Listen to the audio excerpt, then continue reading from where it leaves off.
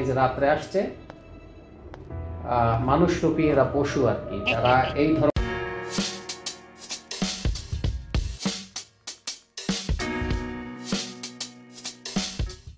আসসালামু আলাইকুম প্রিয়াঙ্গলার বন্ধুরা, আজকের ভিডিওটা একটু ডিফারেন্ট। এই কারণে বলতেছি যে সেটা হচ্ছে ইলেকট্রোফিশিং, যেটা খুবই ভয়াবহ আকারে ধারণ করছে, বাংলাদেশেও মোটামুটি ভালোই বিস্তার লাভ করছে। তো এই বিষয়ে একটা পদক্ষেপ নেওয়া দরকার। তো তার আগে আমি যে বিষয়গুলো নিয়ে আলোচনা করব সেটা হচ্ছে আপনাদের আমি দুইটা ক্লিপ শো করব। এই দুইটা ক্লিপ আপনারা একটু মনোযোগ সহকারে দেখবেন এবং এই ভিডিওটা আপনারা অবশ্যই ছড়িয়ে দেবেন, অর্থাৎ শেয়ার করে দেবেন যেন সবাই দেখতে পারে।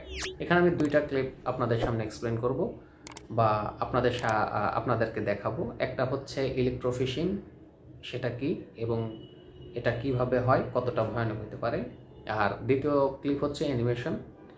এটা দ্বারা আপনারা এখান থেকে হলেও কিছুটা শিক্ষা এখান থেকে নিতে পারবেন বা সচেতনতামূলক ভিডিও হিসেবে আপনারা এটা গ্রহণ করতে পারেন। তো চলুন আমরা স্ক্রিনে চলে যাই। তো প্রথমে এই ভিডিওটা আপনারা এখানে দেখেন, সব দেওয়া হলো, দেওয়ার পর দেখেন মাছের কী অবস্থা, কতটুকু এরিয়া জুড়ে, বিষয়টা আপনারা একটু বুঝবেন।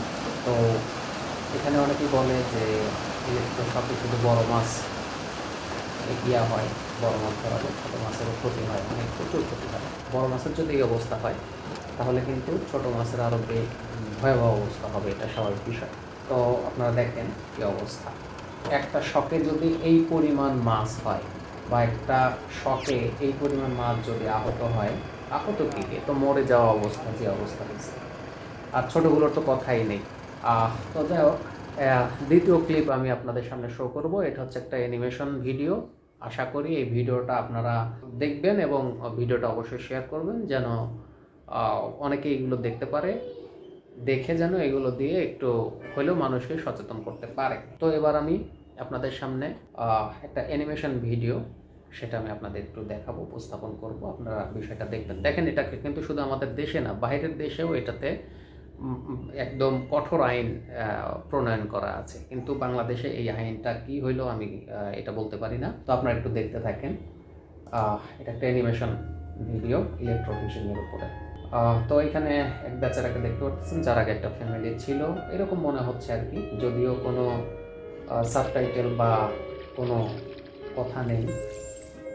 তো দেখেন, ও মাছের সাথে সময় কাটাচ্ছে। এই নদীতে অনেক মাছ আছে এই জায়গায়,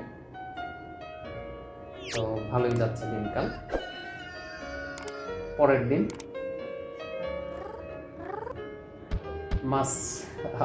মাছের সাথে সময় কাটায় মূলত।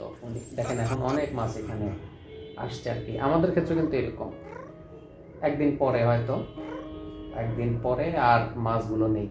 দেখেন এটা কতটা ভয়ঙ্কর, আর কিন্তু মাছ নেই। এটা অ্যানিমেশনের মাধ্যমে বোঝানো হয়েছে আর কি। যাই হোক, এখানে এই যে ইলেকট্রোফিশিং, স্টপ ইলেকট্রোফিশিং, এগুলো কিন্তু ইয়া করা আছে, ক্যাশন দেয়া আছে। এই যে রাত্রে আসছে মানুষরূপী এরা পশু আর কি, যারা এই ধরনের মাছ, যারা এইভাবে মাছ ধরে। এই যে ইলেকট্রিক শক দেওয়া হলো, দেখেন এই যে মাছগুলো মরে মরে ভেসে উঠছে। এইটা কিন্তু আমি আপনাদের আগের ক্লিপে আমি কিন্তু দেখাইছি। এখন এই ব্যক্তিটি গিয়ে ওনাকে বাধা দেওয়ার পরে উনি ওনাকে ধাক্কা দিয়ে ফেলে দিয়ে চলে গেল। এখন পরের দিন এই ব্যক্তিটা এখানে বসে আছে, কিন্তু কোনো মাছ নেই, ওনারা সময় কাটতেছে না। তখন উনি হয়তো প্রশাসনিক দরজা বা কোনো জায়গায় সাহায্যের জন্য গেছে,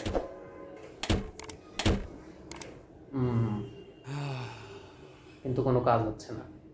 যাই হোক, তারপরে কাজ হয়েছে। যাই হোক, এইভাবে আমাদেরও এইরকম করতে হবে আর কি। এই যে প্রশাসনিক লোকজন চলে আসছে এবং ওনাকে আশ্বস্ত করবে যে হ্যাঁ, এখানে আমরা কোনো ব্যবস্থা গ্রহণ করবো অবশ্যই। এই যে নো ইলেকট্রোফিশিং, এটা একদমই নিষেধ।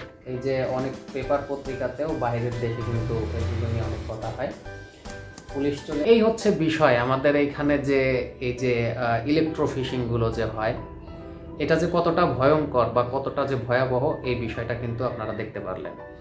তো এইটাই মূলত আপনাদের সামনে এক্সপ্লেন করার জন্য বা এই বিষয়টা আরও সচেতন হওয়ার জন্যই মূলত এই ভিডিওটা করা। তো আশা করি আপনারা এই ভিডিওটি দ্রুত ছড়িয়ে দেবেন।